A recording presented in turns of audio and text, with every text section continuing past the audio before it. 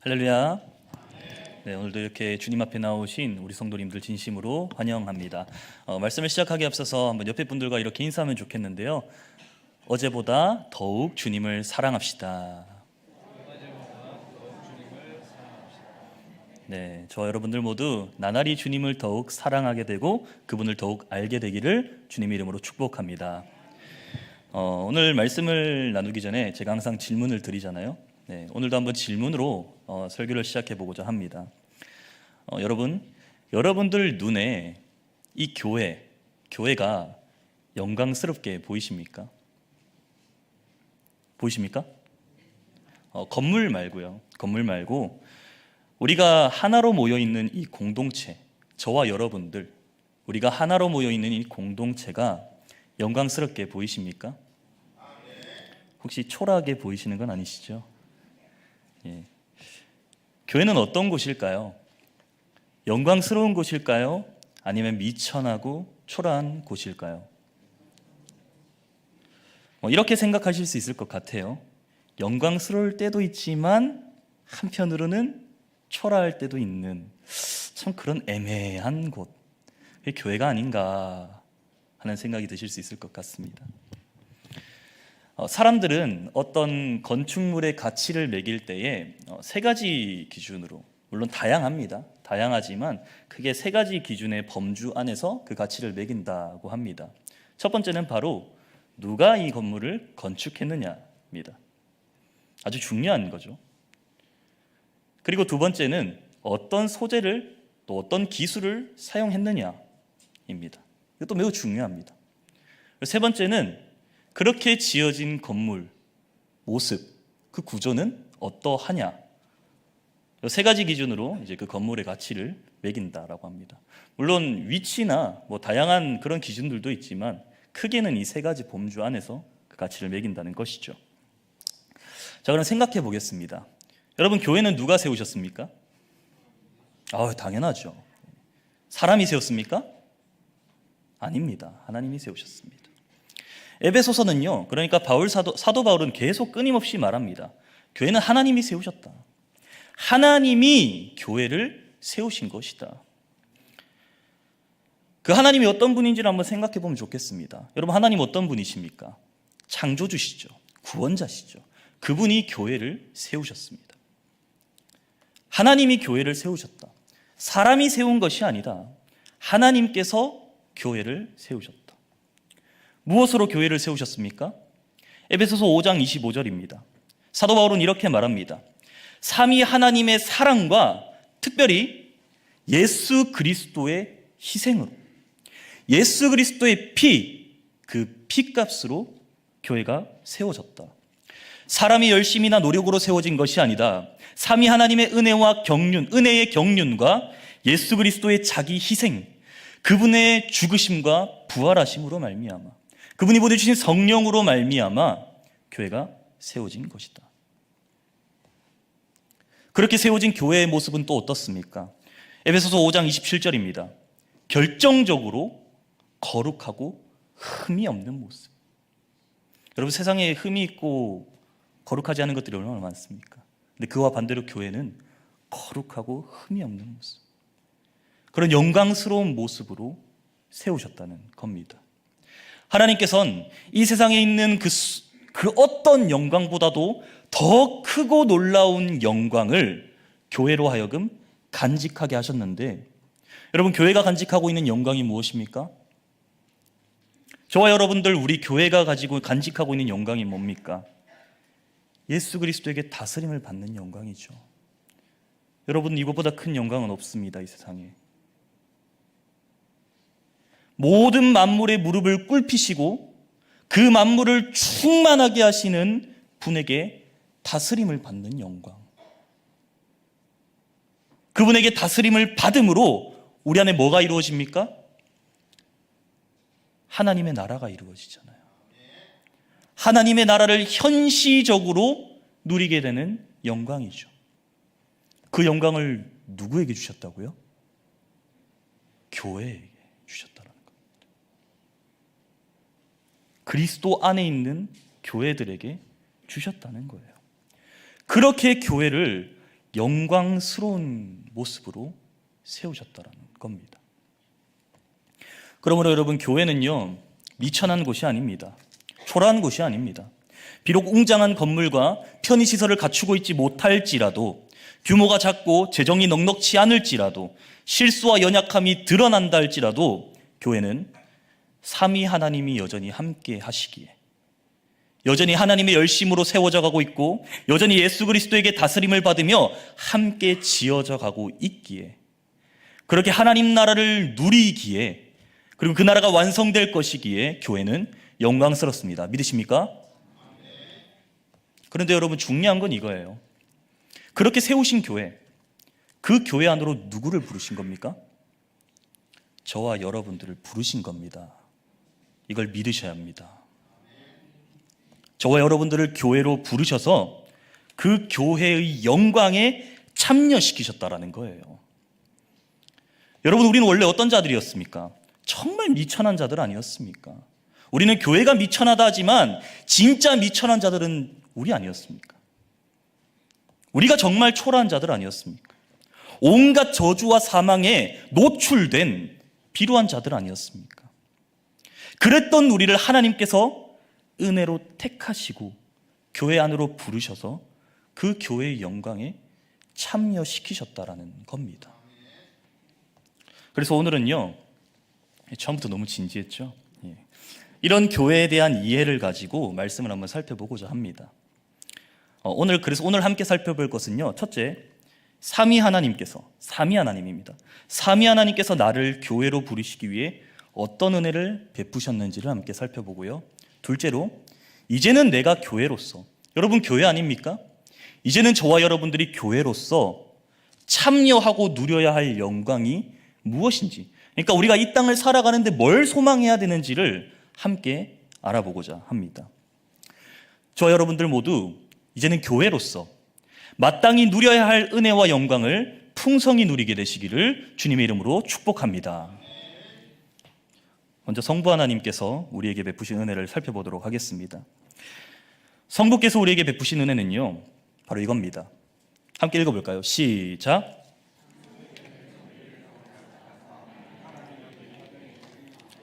창세 전에 우리를 어떻게 하세요? 택하사 하나님의 아들들이 되도록 예정하셨다라는 겁니다.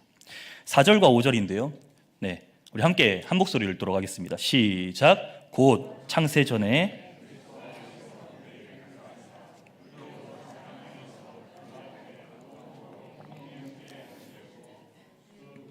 뜻대로 우리를 예정하사 예수 그리스도로 말미암아 자기의 아들들이 되게 하셨으니. 아멘. 하나님께서는 창세 전에 우리를 택하셨습니다. 창조하시기 이전에 영원 가운데에서 우리를 택하사 아들로 예정하셨습니다. 이게 얼마나 큰 은혜냐면요, 여러분, 창세 전에, 그러니까 우리가 만들어지기 전부터 하나님께서 뭘 알고 계셨는지 아십니까? 뭘 알고 계셨는지 아십니까? 우리가 하나님께 반역할 것을 알고 계셨습니다. 아름답게 창조해 줬음에도 불구하고 하나님 자신을 배신할 거라는 것, 존귀한 자로 창조해 줬음에도 불구하고 하나님께 등을 돌릴 거라는 것, 범죄할 거라는 것, 그렇게 사랑으로 다가오시는 하나님 자신과 담을 쌓고 지낼 거라는 것, 이걸 창세 전부터 알고 계셨어요. 그런데 하나님께서는 이걸 알면서도 우리를 어떻게 하신 겁니까? 창조하시기로. 그리고 또 5절입니다. 함께 읽겠습니다. 시작. 그 기쁘신 뜻대로 우리를 예정하사 예수 그리스도로 말미암아 자기의 아들들이 되게 하셨으니. 뭘 삼기로 예정하셨습니까? 아들 삼기로 예정하셨습니다. 그래서 중요한 건 이겁니다. 누구 안에서 우리를 택하여 누구로 말미암아 아들이 되게 하셨습니까? 4절 한번 보시겠어요? 누구 안에서입니까? 그리스도 안에서. 또 5절에서는 예수 그리스도로 말미암아. 하나님께서는 우리를 그리스도 안에서 택하셨고요, 그리스도로 말미암아 아들로 삼으셨습니다. 이게 뭘 의미하냐면요, 우리를 택하시기 위해, 그러니까 하나님께 칼을 들이밀 우리를 아들로 삼기 위해 성부께서 성자를 내어주셨다는 거예요. 우리로 하나님의 아들이 되게 하시려고 사랑하는 독생자를 죽이시기로 예정하셨다는 겁니다. 여러분, 어떤 부모가 사랑하는 자식을 내어주기로 계획합니까? 어떤 부모가 자기 자식 내어주는 계획을 기쁘신 뜻으로 여깁니까? 5절 한번 보십시오. 하나님께서 아들 예수 안에서 우리를 택하고 아들 삼는 계획을 어떤 뜻으로 여기셨답니까? 기쁘신 뜻으로 여기셨답니다. 여러분, 이 세상에 이런 사랑을 실천할 수 있는 존재가, 하늘 아래 이런 사랑을 실천할 수 있는 존재가 누가 있습니까? 더 와닿게 한번 질문해 볼게요. 여러분들에게 이런 사랑을 줄 수 있는 존재가 하늘 아래에 있습니까? 이 세상의 그 어떤 것도, 이 세상의 그 어떤 사람도 여러분들에게 이런 사랑을 주지는 못합니다. 여러분, 기본적으로 이 세상, 그러니까 사람은요, 나와 한번 틀어진 관계, 내게 피해를 준 사람, 심지어 나를 한번 죽였던 사람, 그 사람을 위해 대신 죽어주지는 않아요. 그 사람을 위해 나의 자식을 죽이기로 계획하지는 않습니다. 그 사람을 나의 아들로 받아들이지는 않습니다. 여러분, 아들로 삼는다는 것이 뭘 의미합니까? 내가 가지고 있는 모든 것을 내어주고 상속시켜주는 걸 의미하잖아요. 이 세상 사람 누가 이런 사랑을 베풉니까? 적당한 선에서 사랑을 베풀고 말죠. 그렇지 않습니까? 이 세상 그 누구도 사랑할 이유가 없는 자에게 이렇게까지 사랑을 베풀지는 않습니다. 그런데 하나님께서 어떻게 하신 겁니까? 사랑할 이유가 없는 우리를 사랑하신 겁니다. 믿으십니까? 어떻게까지 사랑하신 겁니까? 독생자를 내어주면서까지 우리를 아들로 삼으실 만큼 그 사랑을 확증하신 겁니다. 하나님께서는 분명히 알고 계셨습니다. 내가 범죄할 것을요, 내가 하나님께 칼을 들이밀 것을 다 알고 계셨습니다. 그런데도 나를 그 수많은 사람들 중에, 수많은 사람들 중이라면 좀 그렇겠네요. 네. 하나님께서는 그런데도 나를 아들로 삼으신 겁니다. 그것을 기쁘신 뜻으로 여기신 겁니다. 여러분, 존전의 아들이 된다는 게 뭘 의미한다고 했습니까? 아버지가 가지고 있는 모든 것을 받아 누리게 되는 것이 아들됨이라고 했잖아요.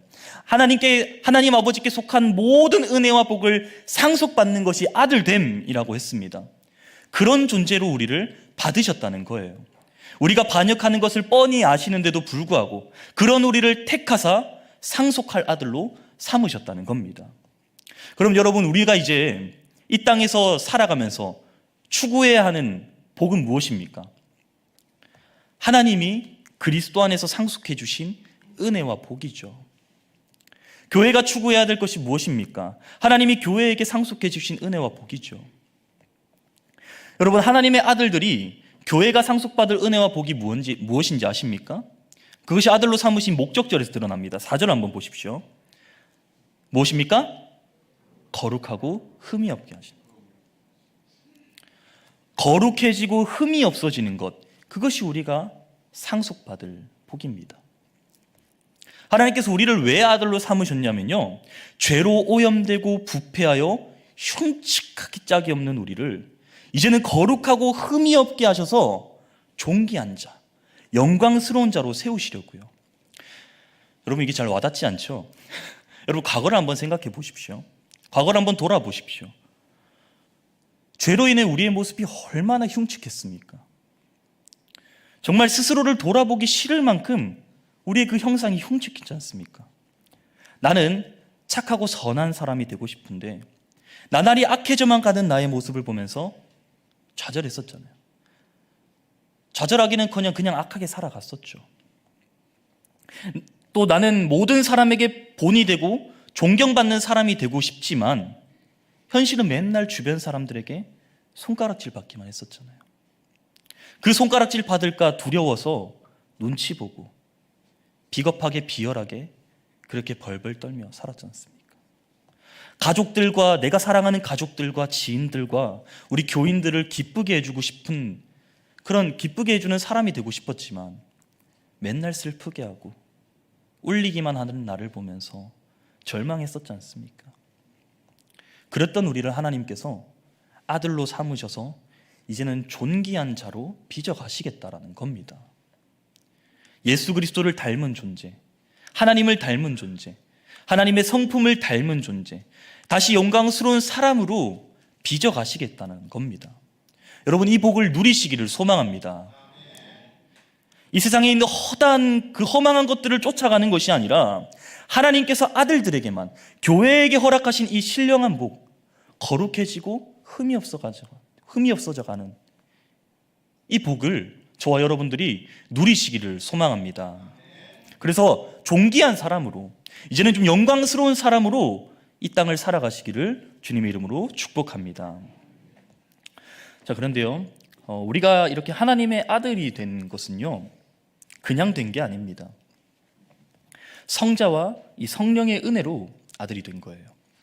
먼저 이 성자 하나님이 베푸신 은혜부터 한번 살펴보려고 하는데요, 시간 관계상 그 성령의 은혜까지 살펴보기는 조금 어려울 것 같습니다. 결론부에 짧게 다루도록 할 거고요. 어쨌든 자, 성자 하나님의 은혜부터 한번 살펴보겠습니다. 7절을 한번 보시면요, 함께 읽도록 하겠습니다. 시작. 우리는 그의 은혜의 풍성함을 따라 그의 피로 말미암아 속량 곧 죄사함을 받았느니라. 아멘. 예수 그리스도께서는 그의 피로 말미암아 우리의 죄를 속량하셔서 죄사함을 받게 하셨습니다. 여러분, 우리가 하나님의 아들이 되기 위해선 반드시 치러야 할 과정이 있었습니다. 그것이 무엇입니까? 우리가 지은 죄를 해결하는 겁니다. 죄를 씻어내든 죄에 대한 형벌을 받든 우리는 우리가 지은 죄를 반드시 해결해야만 하나님의 아들이 될 수 있었습니다. 그런데 여러분, 우리가 우리 스스로의 죄를 씻어낼 수 있나요? 없죠. 죄에 대한 형벌을 받으면 지옥입니다. 형벌을 받는 걸로는 아들이 될 수 없어요. 그러니까 우리에게 하나님의 아들이 될 가망이라고는 없었다는 겁니다. 그래서 하나님께서 어떻게 하신 겁니까? 하나님께서 그렇게 사랑하는 예수 그리스도를 내어주신 겁니다.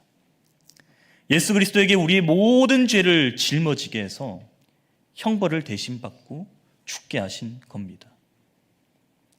우리가 하나님의 아들이 된 것은 그냥 얻어진 것이 아니에요. 그리스도께서 우리를 아들로 삼기 위해서 대신 죽으셨습니다. 우리의 모든 죄를 뒤집어쓰고 하나님의 그 무한한 진노를 대신 받으셨습니다. 여러분, 예수 그리스도께서 받으신 그 하나님의 진노가요, 얼마나 무서운지 한번 생각해 보려면요, 하나님이 어떤 분인지를 한번 생각해 보면 좋습니다. 여러분, 하나님 어떤 분입니까? 무한한 분이시죠. 전능한 분이시죠. 그분에게 진노를 받는 것은요, 우리가 상상하는 것, 생각하는 것 그 이상입니다.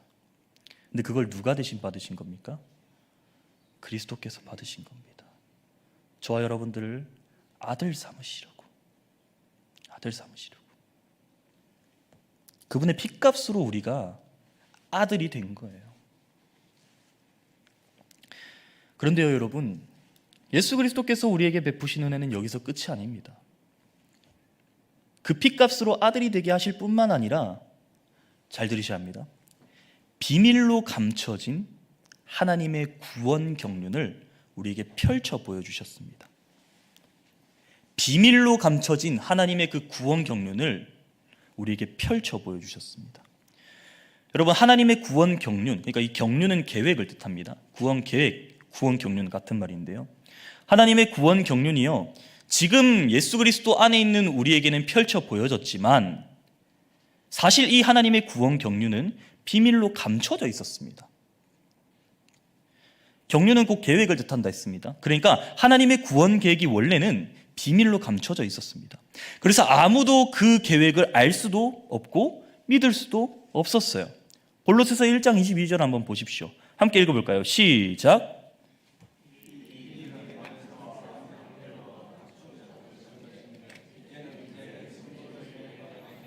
네, 이 비밀은 만세와 만대로부터 감춰졌던 것인데, 그렇듯 하나님의 구원 계획, 그 경륜은요, 원래 비밀로 감춰져 있었습니다. 예수 그리스도 안에 비밀로 감춰져 있었어요. 그런데 하나님, 곧 우리 주 예수 그리스도께서 어떻게 하신 겁니까? 8절과 9절입니다. 함께 읽겠습니다. 시작. 이는 그가 모든 지혜와 총명을 우리에게 넘치게 하사 그의 기뻐하심을 따라 그리스도 안에서 때가 찬 경륜을 위하여 예정하신 것이니. 아멘. 하나님께서 우리에게 모든 지혜와 총명을 더하사 그 비밀을 그리스도 안에서 풀어주신 겁니다. 여러분, 하나님의 구원 경륜이 무엇입니까? 구원 계획이 무엇입니까?